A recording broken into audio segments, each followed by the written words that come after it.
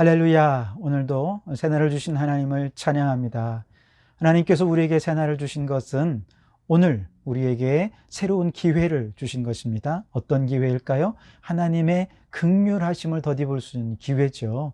그래서 이 하루를 더 살면서 이 기회를 놓치지 말고 주님의 은혜로 충만하고 긍휼하심을 덧입도록 우리 그런 사모하는 마음으로 찬송가 523장 1절 4절을 함께 찬송하시겠습니다. 어두운 죄악길에서 목자 없는 양같이 모든 사람 길 찾아 헤맨다. 자비하신 하나님 독생자를 보내사 너를 지금 부르니 나오라. 이때라 주의 긍휼 받을 때가 이때라. 지금 주께 나와 겸손하게 아뢰라. 구원함을 얻으리. 세월 빨리 흐르고 세상 친구 가는데 너의 영혼 오늘 밤 떠나도 주의 구원 받으면 전국에서 영원히 주와 함께 살리라. 이때라 주의 긍휼 받을 때가 이때라. 지금 주께 나와 겸손하게 아뢰라. 구원함을 얻으리. 아멘. 오늘도 주님께서 예비해 두신 긍휼하심과 은혜를 덧입으며 살아가는 이 하루가 되시기를 바랍니다. 오늘 우리에게 주시는 하나님의 말씀은 로마서 2장 1절에서 16절까지 말씀입니다. 제가 봉독해 드리겠습니다. 그러므로 남을 판단하는 사람아, 누구를 막론하고 내가 핑계하지 못할 것은 남을 판단하는 것으로 내가 너를 정죄함이니 판단하는 네가 같은 일을 행함이니라. 이런 일을 행하는 자에게 하나님의 심판이 진리대로 되는 줄 우리가 아노라. 이런 일을 행하는 자를 판단하고도 같은 일을 행하는 사람아, 내가 하나님의 심판을 피할 줄로 생각하느냐? 혹 내가 하나님의 인자하심이 너를 인도하여 회개하게 하심을 알지 못하여 그의 인자하심과 용납하심과 길이 참으심이 풍성함을 멸시하느냐? 다만 내 고집과 회개하지 아니한 마음을 따라 진노의 날, 곧 하나님의 의로우신 심판이 나타나는 그날에 임할 진노를 내게 쌓는도다. 하나님께서 각 사람에게 그 행한 대로 보응하시되 참고 선을 행하여 영광과 존귀와 썩지 아니함을 구하는 자에게는 영생으로 하시고, 오직 당을 지어 진리를 따르지 아니하고 불의를 따르는 자에게는 진노와 분노로 하시리라. 악을 행하는 각 사람의 영에는 환난과 곤고가 있으리니 먼저는 유대인에게요 그리고 헬라인에게며, 선을 행하는 각 사람에게는 영광과 존귀와 평강이 있으리니 먼저는 유대인에게요 그리고 헬라인에게라. 이는 하나님께서 외모로 사람을 취하지 아니하심이라. 무릇 율법 없이 범죄한 자는 또한 율법 없이 망하고, 무릇 율법이 있고 범죄한 자는 율법으로 말미암아 심판을 받으리라. 하나님 앞에서는 율법을 듣는 자가 의인이 아니요 오직 율법을 행하는 자라야 의롭다 하심을 얻으리니, 율법 없는 이방인이 본성으로 율법의 일을 행할 때에는 이 사람은 율법이 없어도 자기가 자기에게 율법이 되나니, 이런 이들은 그 양심이 증거가 되어 그 생각들이 서로 혹은 고발하며 혹은 변명하며 그 마음에 새긴 율법의 행위를 나타내느니라.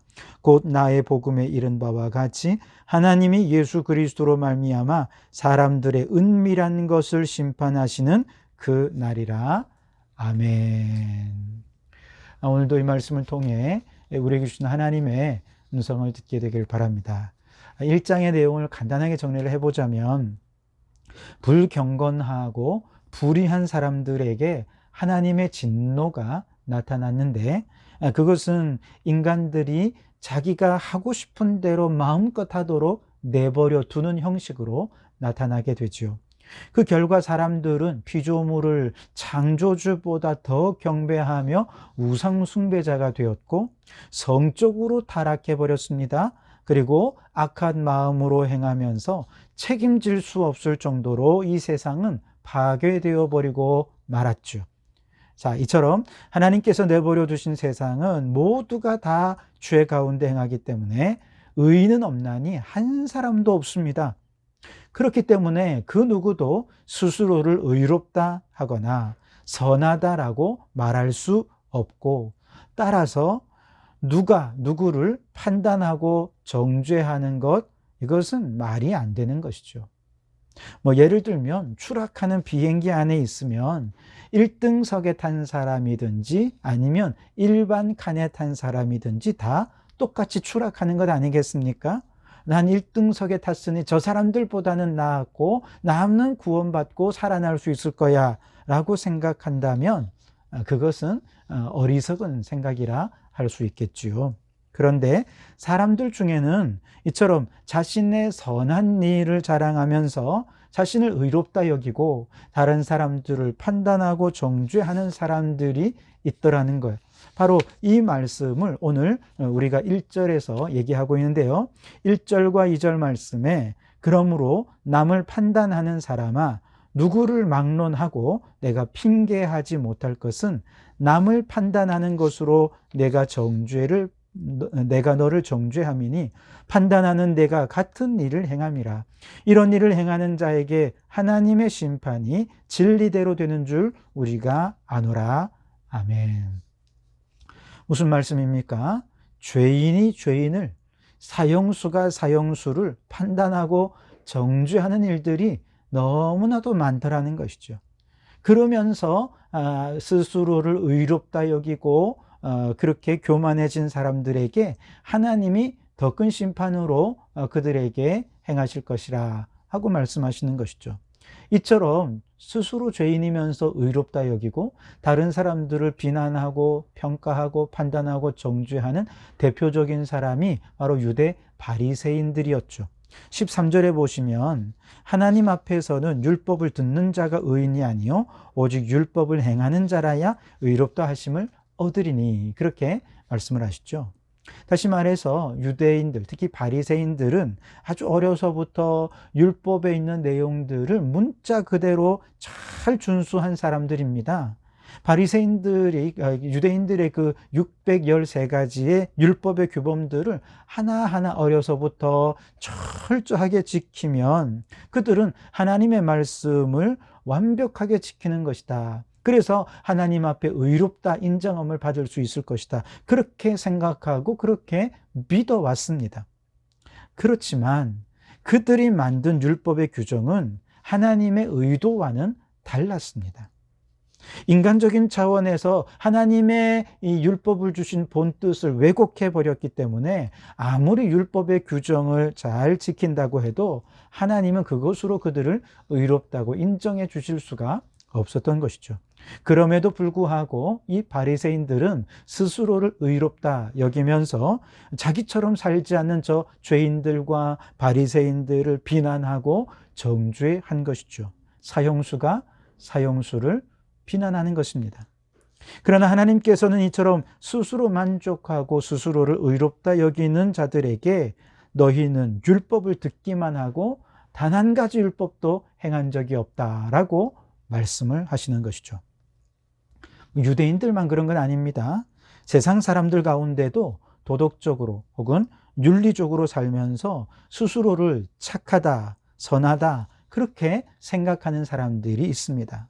이런 분들은 자기 스스로 누구보다도 정직하게 살았고 공의롭게 살았다고 자부심을 갖는 사람들입니다.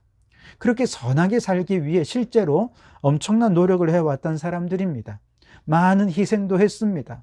그러나 이렇게 겉으로 누가 봐도 선하게 살아왔다 하더라도, 칭찬받고 박수받는 삶이라 하더라도 그 영혼까지도 과연 선하고 착하다라고 말할 수 있을까요? 아니요. 그런 사람은 아무도 없습니다. 의인은 없나니 한 사람도 없습니다. 예수님께서 굳이 십자가에서 피 흘리셔야 했던 이유는 우리의 영혼, 깊은 본성이 죄로 뒤덮여 있기 때문입니다. 본성적인 죄 가운데 있는 모든 인간들은 숨만 쉬어도 죄고 눈만 뜬 것만으로도 그는 이미 죄를 범하는 것입니다. 예수님께서 요한복음 9장 41절에서 이렇게 말씀을 하시죠. 너희가 맹인이 되었더라면 죄가 없으려니와 본다고 하니 너희 죄가 그대로 있느니라. 너무나 무섭지 않습니까? 우리가 그저 눈을 떠서 보는 것만으로 이미 우리는 본성적으로 죄인이기 때문에 죄를 범하고 있는 것입니다.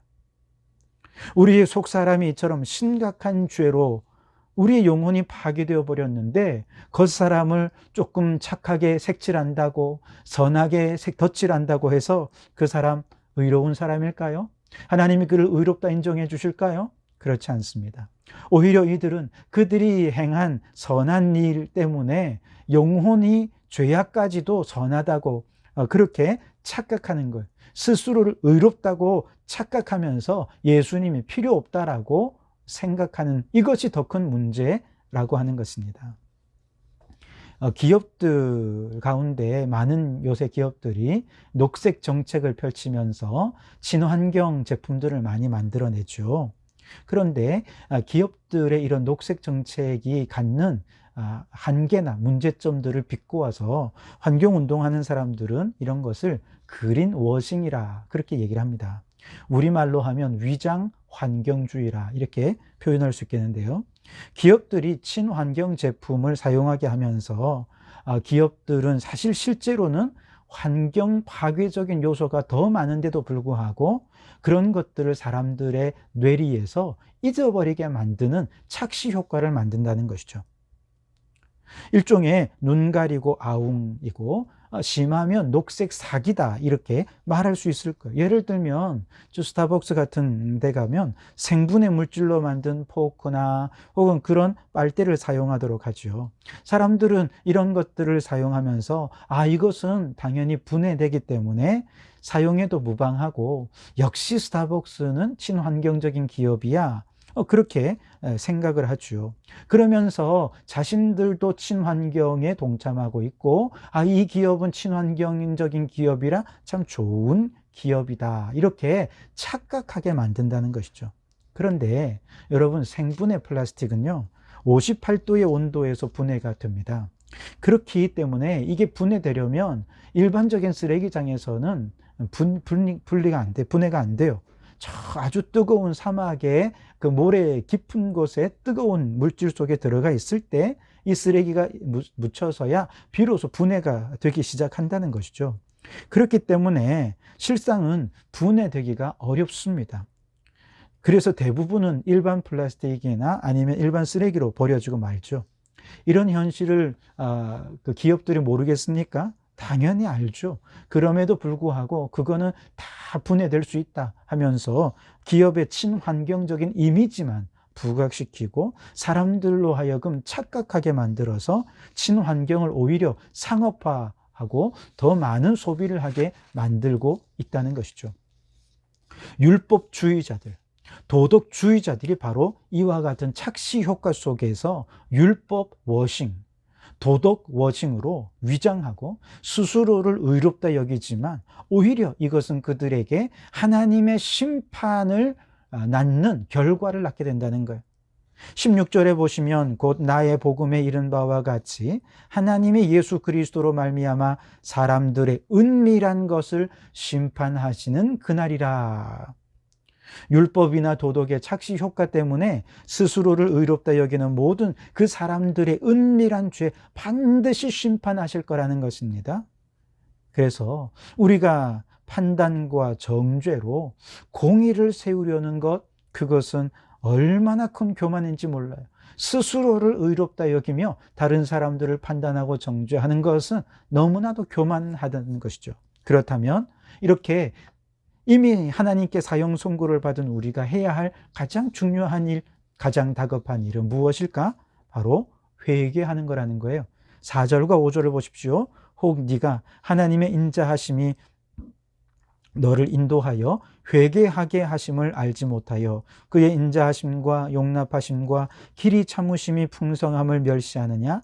다만 내 고집과 회개하지 아니한 마음을 따라 진노의 날 곧 하나님의 의로우신 심판이 나타나는 그날에 임할 진노를 내게 쌓는도다.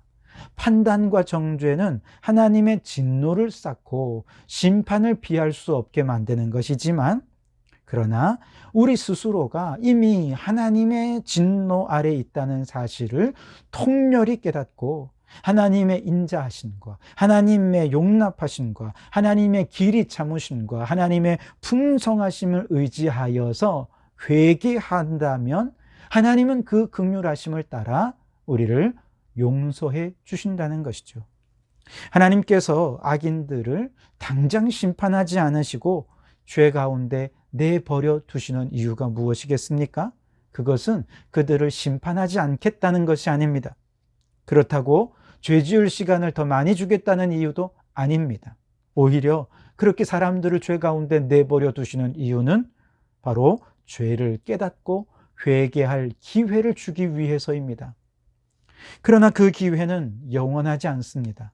반드시 하나님이 심판하실 때가 옵니다.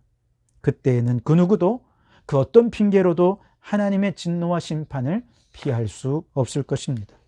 유대인이든 헬라인이든 선한 사람이든 악한 사람이든 모두가 하나님의 진노 아래 심판을 받게 될 것입니다. 그리고 그때가 얼마 남지 않았습니다. 이러한 다급한 마음으로 오늘 우리가 해야 할 일은 우리의 죄를 철저히 자백하는 것입니다. 회개하는 것입니다. 여러분, 지금은 은혜의 때요, 구원의 날입니다. 마지막 주님의 심판이 오기 전에 이 기회에 하나님의 은혜의 옷자락을 붙잡고 우리의 죄를 회개하며 돌이키기 바랍니다. 모든 착시 효과, 위장된 선함에 속지 마시고 회개하며 구원의 은총을 받는 우리 모든 성도들이 되시기를 주님의 이름으로 축원합니다. 기도하시겠습니다. 하나님 아버지, 하나님께서 우리의 심판을 미루고 계시는 것은 회개하며 다시 한번 기회를 주시기 위함인 줄 믿습니다.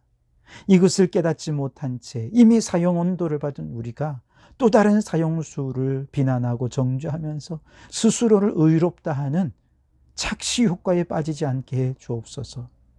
우리를 선하다고 스스로 생각하는 착시 효과에 빠지지 않게 해 주옵소서. 우리의 선함과 의로움을 내려놓고 이제 우리가 하나님의 진노를 피할 수 없는 자임을 깨닫고 주님 앞에 우리의 모든 죄를 철저하게 고백하고 십자가 앞에 나와 주님의 보혈의 공로를 의지하며 나아갈 때 모든 죄가 사함받고 구원의 은총을 회복하게 되어질 줄 믿습니다. 주여, 우리 모든 성도들이 이 구원의 기쁨을 회복하는 역사가 있게 해 주옵소서. 그리하여 날마다 주님의 은총으로만 살고 주님의 주시는 기쁨으로만 살아가는 저희들이 되게 해 주시옵소서. 예수님 이름으로 기도하옵나이다. 아멘.